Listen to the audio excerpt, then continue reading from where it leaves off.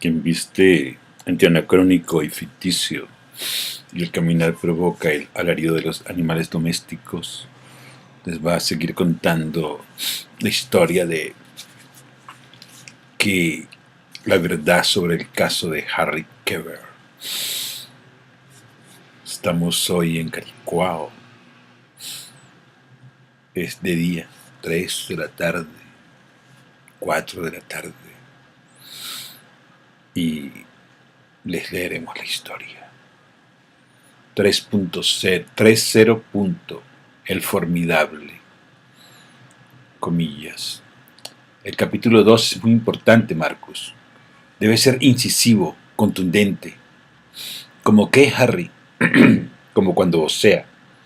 Es usted diestro, pero en posición de defensa es siempre su puño izquierdo el que está adelantado. El primer directo aturde a su adversario, seguido de un poderoso gancho de derecha que le tumba.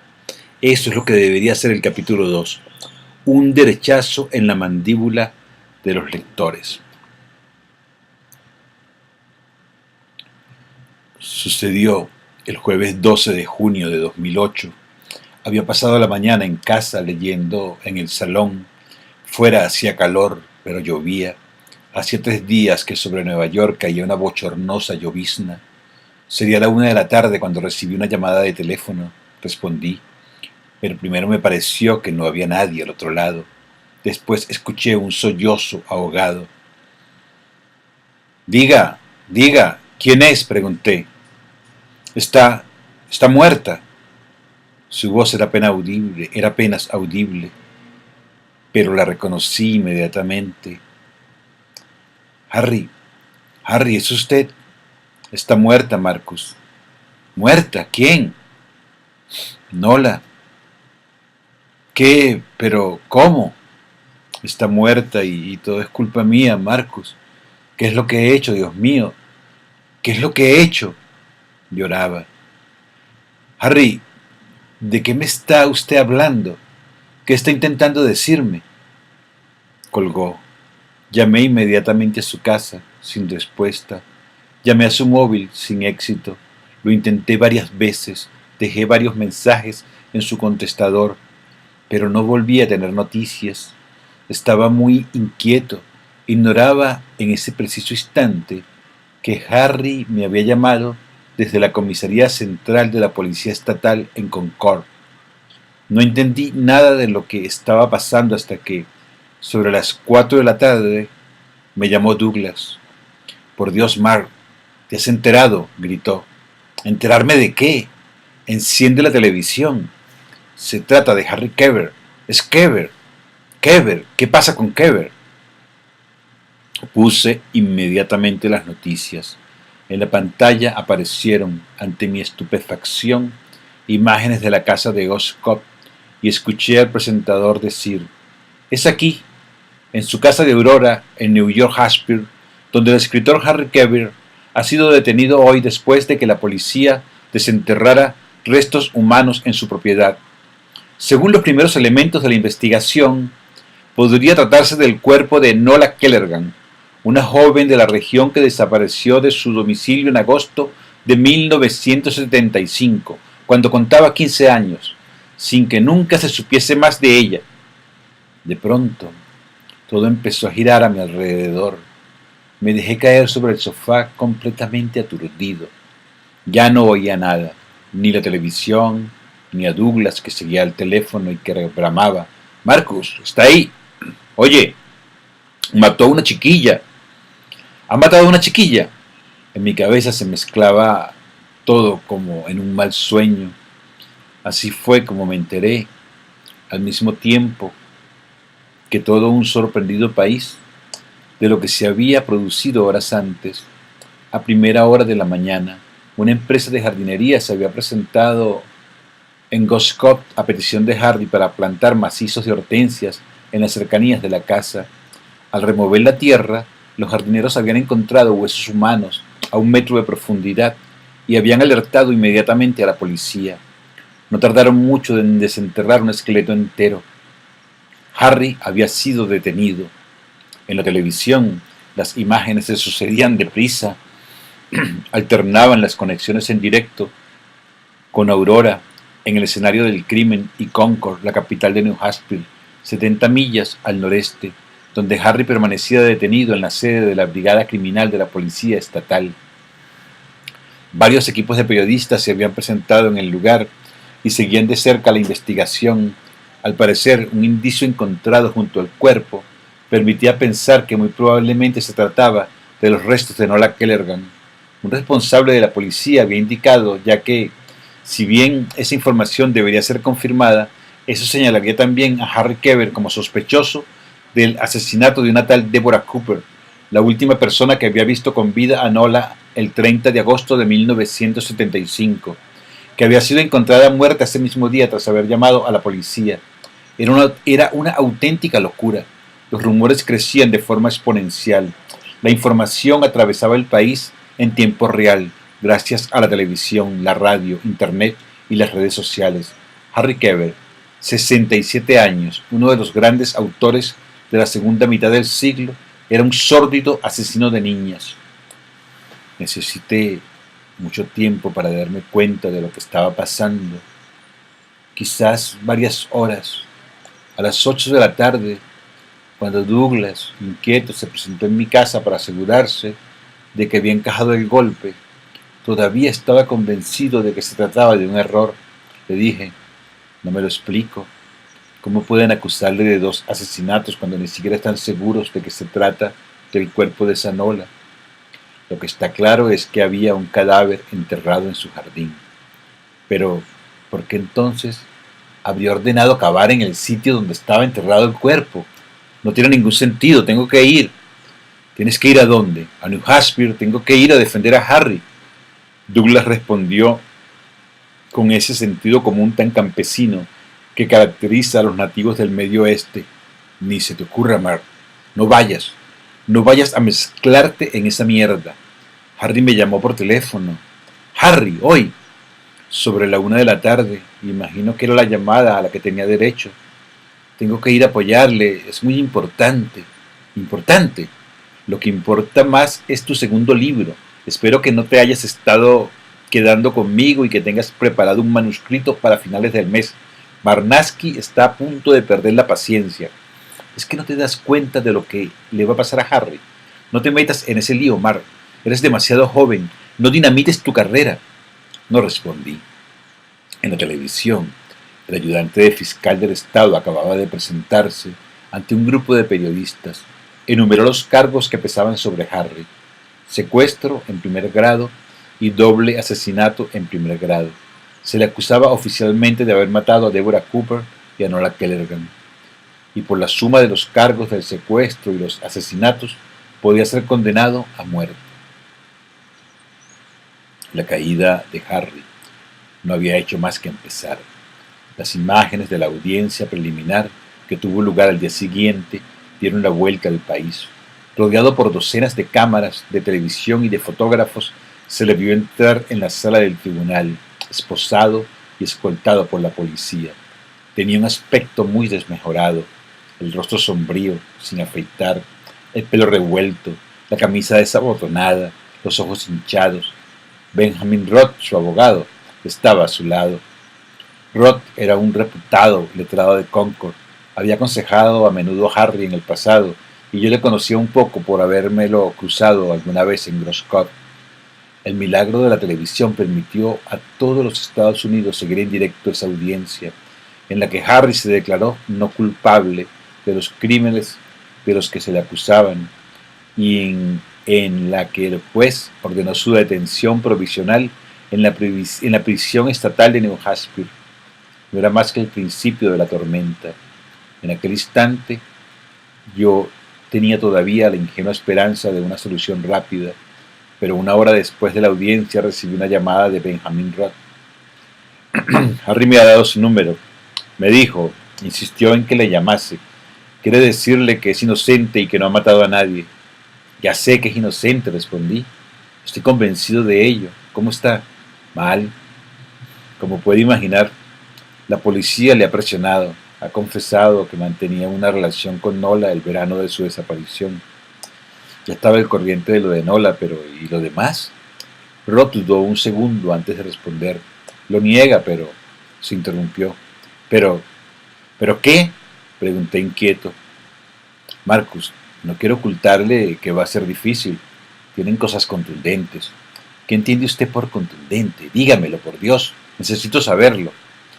Esto debe quedar entre nosotros. Nadie debe enterarse. No diré nada. Puede confiar en mí. Junto a los restos de la chiquilla, la policía ha encontrado el manuscrito de los orígenes del mal. ¿Cómo? Lo que le digo. El manuscrito de ese maldito libro estaba enterrado junto a ella. Harry está metido en un buen lío. ¿Ha dado alguna explicación? Sí. Ha dicho que escribió ese libro para ella, que estaba siempre metida en su casa, en Ghost Cove, y que a veces se llevaba las hojas para leerlas. Dice que días antes de que desapareciera se había llevado el manuscrito. ¿Cómo? Exclamé. ¿Había escrito ese libro para ella? Sí. Esto es algo que no debe trascender bajo ningún concepto. Supongo que se imaginará el escándalo si los periodistas se enteran de que uno de los libros más vendidos de los últimos 50 años en Estados Unidos no es el simple relato de una historia de amor como todo el mundo imagina, sino el fruto de una relación amorosa ilegal entre un tipo de 34 años y una chica de 15. ¿Cree que podrá sacarle bajo fianza? ¿Bajo fianza? Me parece que no ha entendido la gravedad de la situación, Marcus. No hay libertad bajo fianza cuando se está hablando de un crimen capital. Harry se enfrenta a la inyección letal. Y aquí a unos 10 días será presentado ante el gran jurado que decidirá si le confirman los cargos y, por tanto, si se le juzgará. No suele ser más que una formalidad. No hay duda de que habrá un juicio dentro de unos 6 meses, quizás un año. Y mientras tanto, deberá permanecer en prisión. Pero, ¿y si es inocente? Es la ley, se lo repito. La situación es muy grave. Está acusado de haber asesinado a 2 personas. Me hundí en el sofá. Tenía que hablar con Harry. Dígale que me llame, insistía Roth. Es muy importante. Le pasaré el mensaje. Dígale que debo hablar con él sin falta y que espero su llamada. Inmediatamente después de haber colgado, saqué los orígenes del mal de mi biblioteca. En la primera página estaba la dedicatoria del maestro, a Marcus, mi alumno más brillante, con toda mi amistad. H. L. Keber, mayo de 1999. Me sumergí de nuevo en ese libro que no había vuelto a abrir desde hacía años. Era una historia de amor, contada a través de una mezcla de narración y cartas. La historia de un hombre y una mujer que se amaban sin tener derecho a ello. Así que había escrito ese libro para esa misteriosa chica de la que yo todavía no sabía nada. Cuando de madrugada terminé de releerlo, me detuve un tiempo en el título y por primera vez me pregunté sobre su significado. ¿Por qué los orígenes del mal? ¿De qué mal hablaba Harry? En los siguientes 3 días los análisis de ADN y las placas dentales confirmaron que los restos desenterrados en Ghost Cove eran efectivamente los de Nola Kellergran.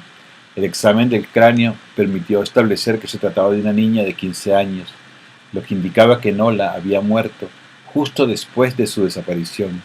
Pero sobre todo una fractura en el parietal permitía afirmar con certeza, incluso más de 30 años después de los hechos, que la víctima había muerto de manera violenta por un golpe en la cabeza. No tenía noticias de Harry.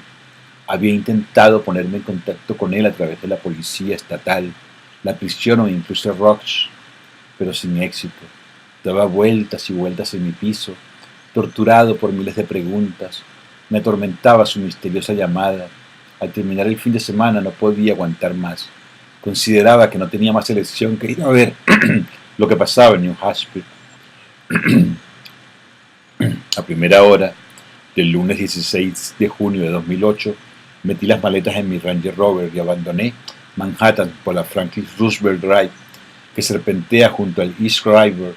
Vi desfilar Nueva York, el Bronx, Harlem, antes de alcanzar la Interestatal 95 en dirección norte.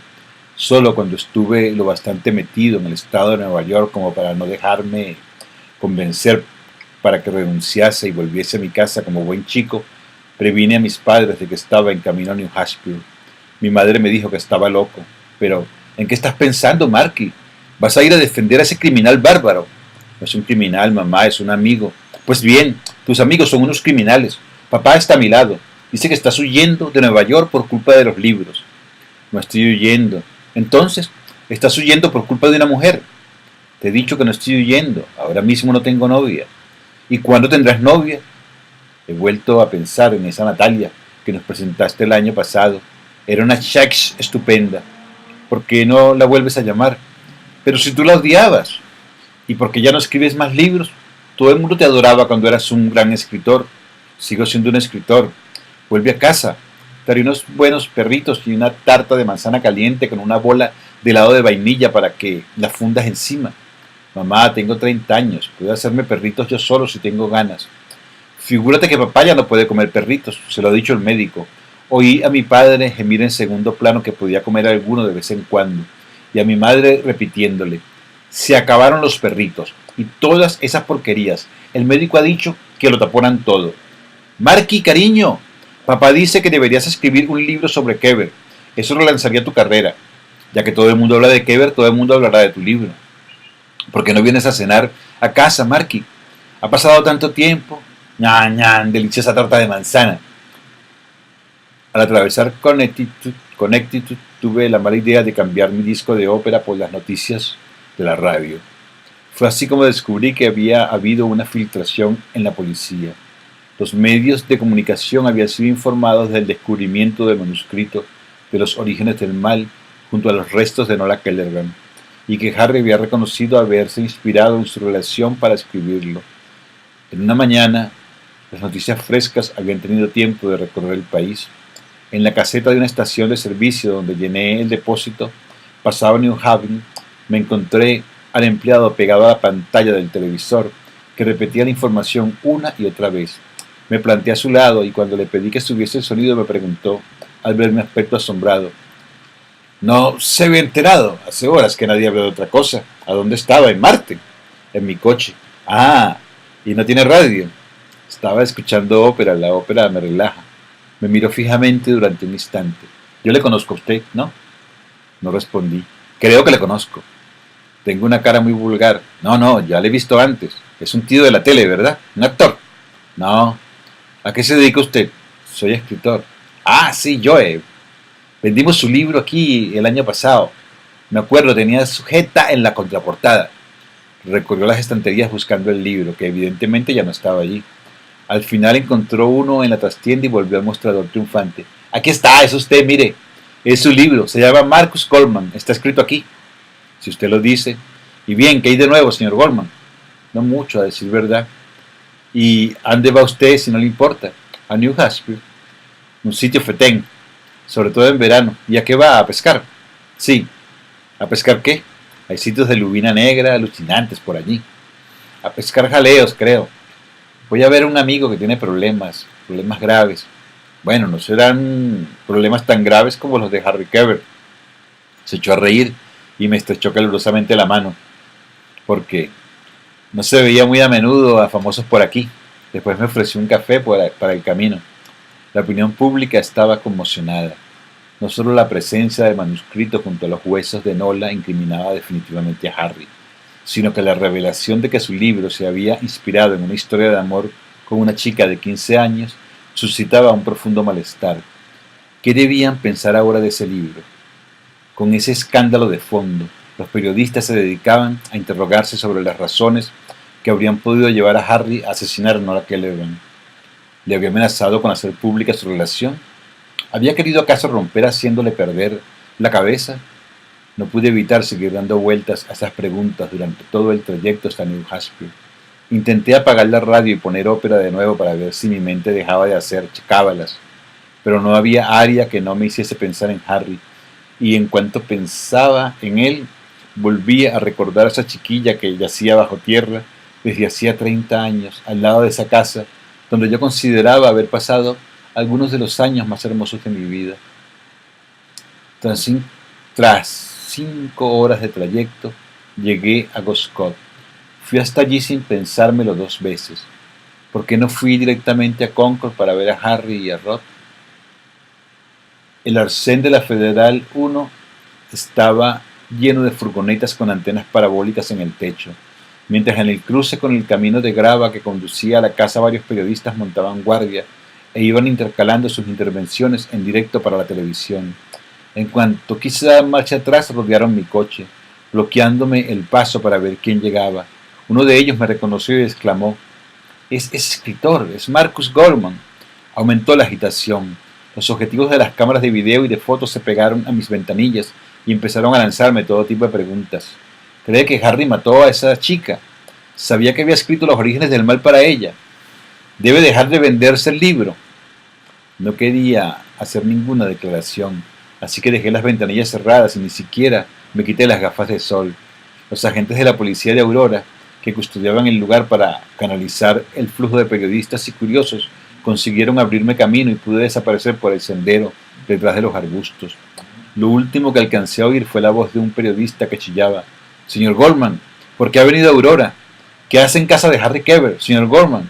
¿Qué hace usted aquí?» ¿Por qué estaba allí? Por Harry. Porque era probablemente mi mejor amigo. Porque, por muy extraño que pudiera parecer, y solo lo comprendí en aquel instante, Harry era el amigo más preciado que tenía. Durante mis años de instituto y universidad, había sido incapaz de tejer relaciones estrechas con gente de mi edad, de esas que se conservan para siempre. En mi vida solo tenía a Harry y, curiosamente, la cuestión no era saber si era culpable o no de lo que se le acusaba. La respuesta no cambiaba nada de la profunda amistad que le profesaba. Era un sentimiento extraño. Creo que me hubiese gustado odiarle y escupirle a la cara, como deseaba todo el país. Hubiese sido más sencillo, pero este asunto no afectaba en nada a lo que sentía por él. En el peor de los casos, me decía, es un hombre como cualquier otro y los hombres tienen demonios.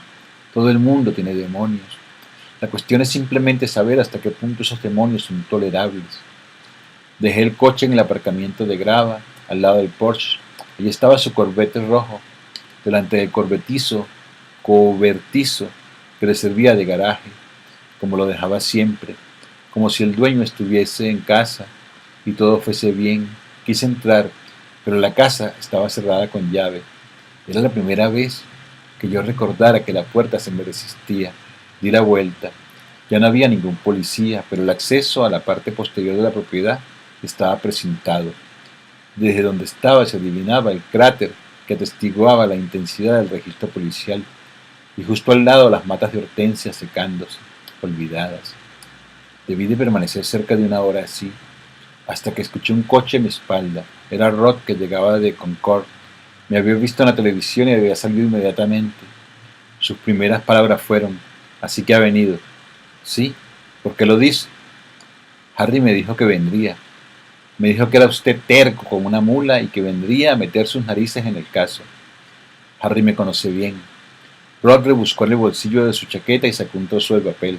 «De su parte», me dijo. Desdoblé la hoja. Era una carta escrita a mano. «Mi querido Marcus, si lee usted estas líneas, es que ha venido a New Hampshire a obtener noticias de su viejo amigo. Es usted un tipo valiente. Nunca lo he dudado. Le juro desde este mismo instante que soy inocente de los crímenes de los que se me acusa. Sin embargo, creo que voy a pasar un tiempo en prisión y tiene usted mejores cosas que hacer que ocuparse de mí. Ocúpese de su carrera. Ocúpese de su novela, que debe entregar a finales de mes a su editor. Su carrera es más importante para mí. No pierda su tiempo conmigo. Con cariño, Harry». Postdata. Si por ventura, a pesar de todo, desea permanecer un tiempo en New Hampshire o venir de vez en cuando por aquí, ya sabe que Ghost Cot es su casa. Puede quedarse el tiempo que quiera. Solo le pido un favor.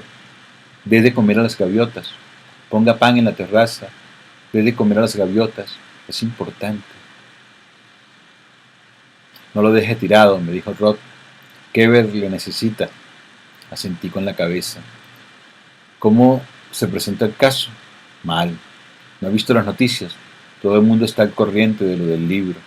Es una catástrofe. Una catástrofe. Cuanto más sé, más me pregunto cómo voy a defenderle. ¿Quién lo ha filtrado?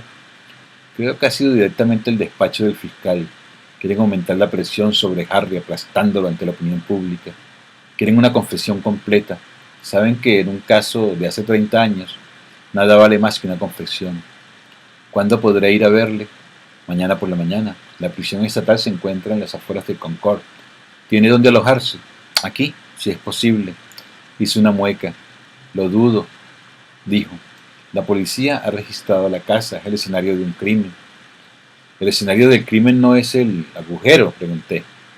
Rob fue a inspeccionar la puerta de entrada, después de un rápido rodeo a la casa antes de volver sonriendo. Sería usted un buen abogado, Goldman. La casa no está presentada. ¿Eso quiere decir que puedo quedarme? Quiere decir que no está prohibido que se quede. No estoy seguro de haber entendido. Es lo maravilloso del derecho en Estados Unidos, Goldman. Cuando no hay ley, se inventa.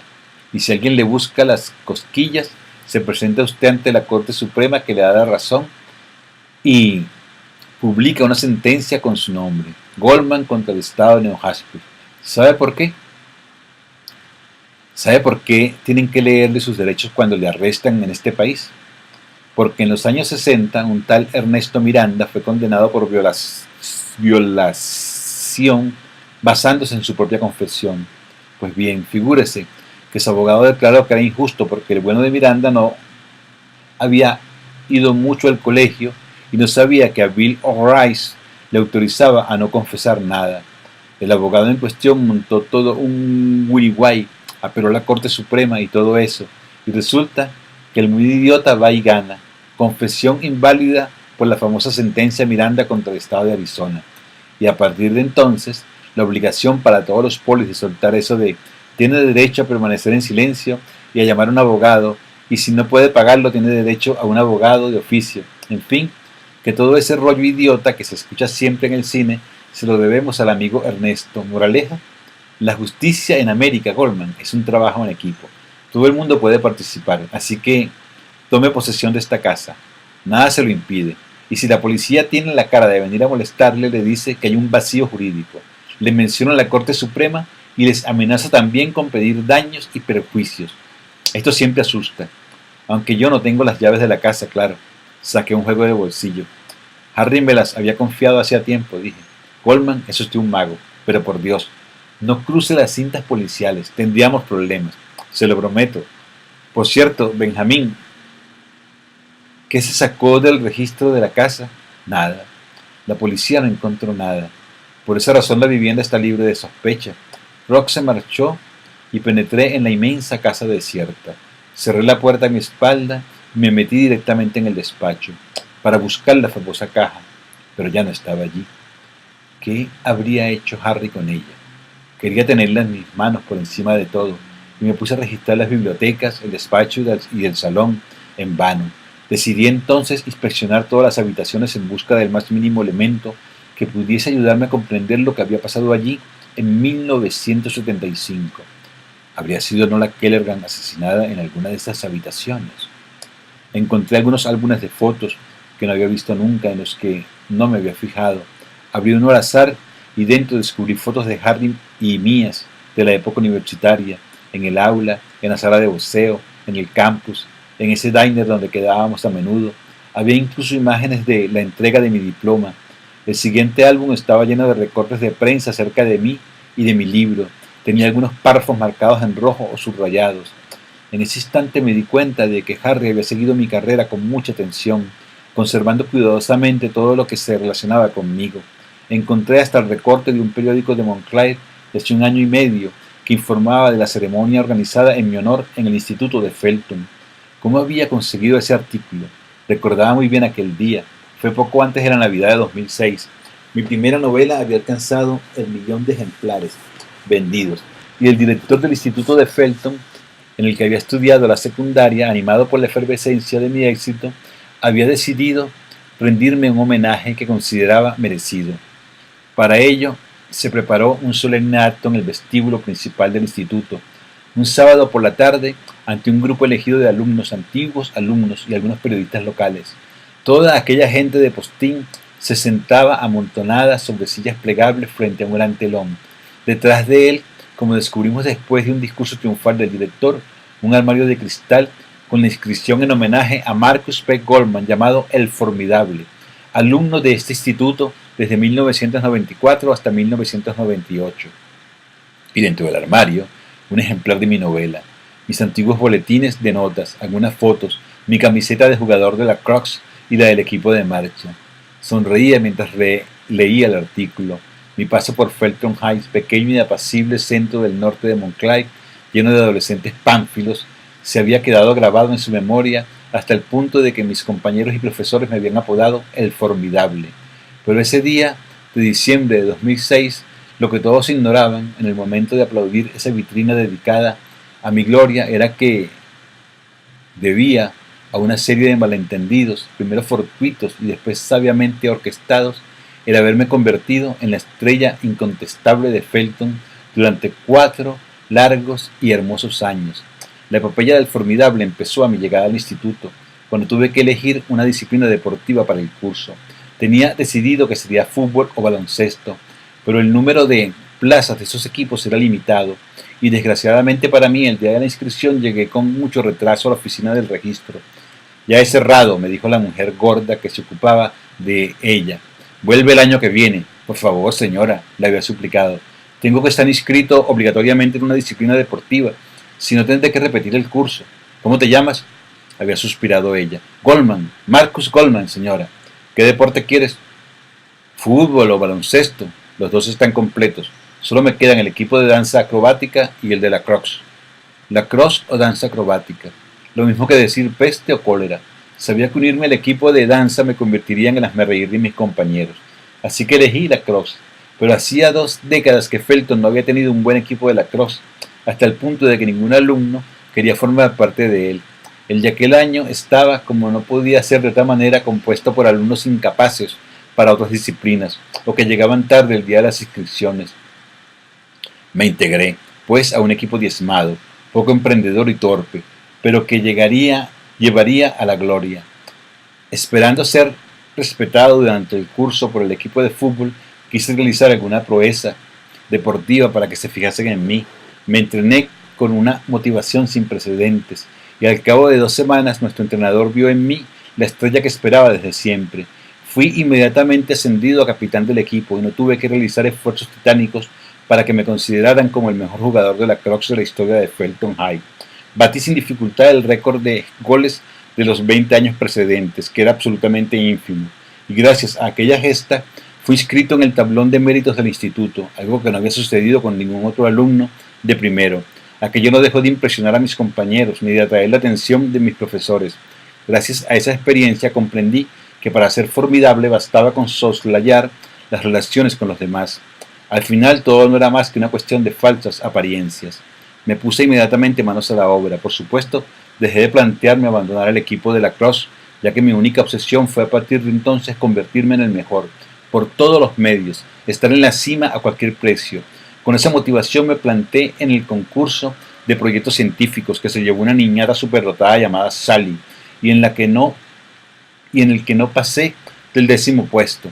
No obstante, durante la entrega de premios en el auditorio del instituto, me las arreglé para tomar la palabra y me inventé fines de semana completos de voluntariado con disminuidos psíquicos que habían estorbado considerablemente el avance de mi proyecto. Antes de concluir con los ojos bañados en lágrimas, poco me importan los primeros premios, si puedo aportar una llama de felicidad a mis amigos, los niños trisómicos. Evidentemente todo el mundo quedó impresionado, y aquello me valió eclipsar a Sally ante los profesores y mis compañeros. La misma Sally, que tenía un hermano pequeño con una minusvalía profunda, algo que yo ignoraba, rechazó su premio y exigió que me lo diesen a mí. Gracias a ese episodio vi mi nombre bajo las categorías de deportes y ciencias y premio a la camaradería en el tablón de méritos, que yo había rebautizado en secreto como tablón de demérito, plenamente consciente de mi impostura. Pero no podía parar, estaba como poseído. Una semana más tarde batí el récord de venta de billetes de tómbola, comprándomelos a mí mismo, con el dinero de 2 veranos anteriores limpiando el césped de la piscina municipal. No hizo falta más para que el rumor empezase a recorrer el instituto. Marcus Goldman era un ser de una calidad excepcional.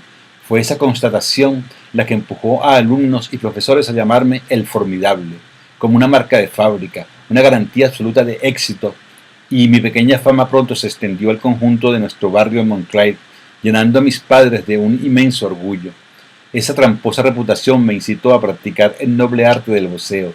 Siempre había sentido debilidad por el boxeo y siempre había sido un buen golpeador, pero lo que buscaba yendo a entrenarme en secreto a un club en Brooklyn, a una hora de tren de mi casa, allí donde nadie me conocía, allí donde el formidable no existía, era poder ser falible. Iba a reivindicar el derecho a ser vencido por alguien más fuerte que yo, el derecho a desprestigiarme. Era la única forma de alejarme de ese monstruo de perfección que había criado. En esa sala de boxeo el formidable podía perder, podía ser malo, y Marcus podía asistir. Aún así, poco a poco mi obsesión por ser el número uno absoluto sobrepasó lo inimaginable. Cuanto más ganaba, más miedo tenía de perder. Durante mi tercer curso, por culpa de una restricción presupuestaria, el director se vio obligado a desmantelar el equipo de lacrosse, que costaba demasiado caro al instituto en relación a lo que aportaba. Para mi gran pesar tuve pues que elegir una nueva disciplina deportiva. Evidentemente los equipos de fútbol y baloncesto intentaban seducirme, pero sabía que si me unía a alguno de ellos me enfrentaría a jugadores mucho más dotados y motivados que mis compañeros de lacrosse. Me arriesgaba a quedar eclipsado, a volver a caer en el anonimato, o peor aún, a retroceder. ¿Qué diría la gente cuando Marcus Goldman, alias el formidable, antiguo capitán del equipo de lacrosse y récord en el número de goles marcados en los últimos 20 años, se convirtiese en el waterboy del equipo de fútbol? Viví 2 semanas de angustia, hasta que oí hablar del muy desconocido equipo de marcha del instituto, compuesto por 2 obesos paticortos y un esmerinado sin fuerzas. Resultó ser, además, la única disciplina de Felton que no participaba en ninguna competición entre centros. Aquello me aseguraba no tener que medirme con nadie que fuese peligroso para mí. Así que aliviado y sin la menor duda, me uní al equipo de marcha de Felton, en el seno del cual y desde el primer entrenamiento batí sin dificultad el récord de velocidad de mis plácidos compañeros de equipo.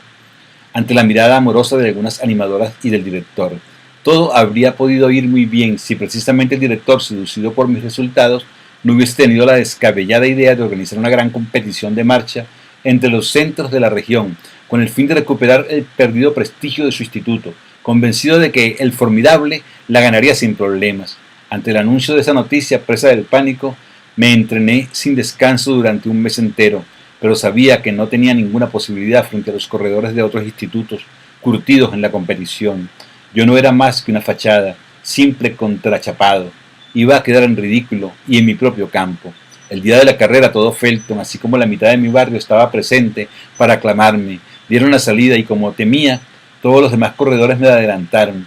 Era un momento crucial, estaba en juego mi reputación. Era una carrera de 6 millas, es decir, 25 vueltas al estadio, 25 humillaciones. Terminaría último, vencido y deshonrado, quizás hasta doblado por el primero. Tenía que salvar al formidable, costase lo que costase. Reuní todas mis fuerzas, toda mi energía, y en un impulso desesperado me lancé a un alocado sprint entre víctores del público, afecto a mi causa. Me coloqué en la cabeza de la carrera. En ese momento puse en marcha el maquiavélico plan que había preparado. Mientras iba primero, destacado y sintiendo que estaba llegando al límite de mis fuerzas, fingí tropezar en la pista y me tiré al suelo dando vueltas. Espectaculares entre gritos, aullidos de gentío y al final, en mi caso, una pierna rota. Lo que bien es verdad no estaba previsto, pero que al precio de una operación y 2 semanas en el hospital salvó la grandeza de mi nombre. La semana siguiente a ese incidente, el periódico del instituto escribía sobre mí. Durante esta carrera antológica, Marcus Goldman, alias el formidable, cuando dominaba fácilmente a sus adversarios y se prometía una aplastante victoria, fue víctima de la mala calidad de la pista, cayó en mala postura y se rompió una pierna. Aquel fue el final de mi carrera como corredor y de mi carrera deportiva. Por mis importantes lesiones fui dispensado a hacer deporte hasta terminar el instituto. A la vez, mi entrega y sacrificio merecieron la concesión de una placa en mi nombre en la vitrina de honor, donde ya destacaba mi camiseta de lacrosse. En cuanto al director, maldiciendo la mala calidad de las instalaciones de Felton, ordenó renovar sin reparar en gastos todo el revestimiento de la pista del estadio, financiando las obras con el presupuesto destinado a las excursiones del instituto y privando así a los alumnos de todos los cursos de la menor actividad durante el año siguiente. Al final de mis años en Felton, forrado de buenas notas, diplomas al mérito y cartas de recomendación, tuve que hacer la fatídica elección de universidad. y cuando una tarde me encontré en mi habitación echado sobre la cama con 3 cartas de aceptación ante mí, una de Harvard, otra de Yale y la tercera de Burroughs, una pequeña universidad desconocida de Massachusetts, no lo dudé. Quería ir a Burroughs. Ir a una gran universidad era arriesgarme a perder mi etiqueta de formidable. Harvard o Yale era poner el listón muy alto. No tenía ninguna Yale, no tenía ninguna gana de enfrentarme a las élites insaciables llegadas de los 4 puntos cardinales del país y que parasitarían los cuadros de honor. Los cuadros de honor de Burroughs me parecían mucho más accesibles. El formidable no quería quemarse las alas. El formidable quería seguir siendo el formidable. Burroughs era perfecta, un campus modesto donde tenía la seguridad de brillar. No me costó convencer a mis padres de que el departamento de literatura de Burroughs era en todos los conceptos superior al de Harvard y al de Yale. Así fue como en el otoño de 1998 desembarqué en Montclair, esa pequeña ciudad industrial de Massachusetts, donde conocería a Harry Keber. Al final de la tarde, cuando todavía estaba en la terraza hojeando los álbumes y recuperando recuerdos, recibí una llamada de Douglas desesperado. Marcus, por Dios, no me puedo creer que te hayas ido a New Hampshire sin avisarme.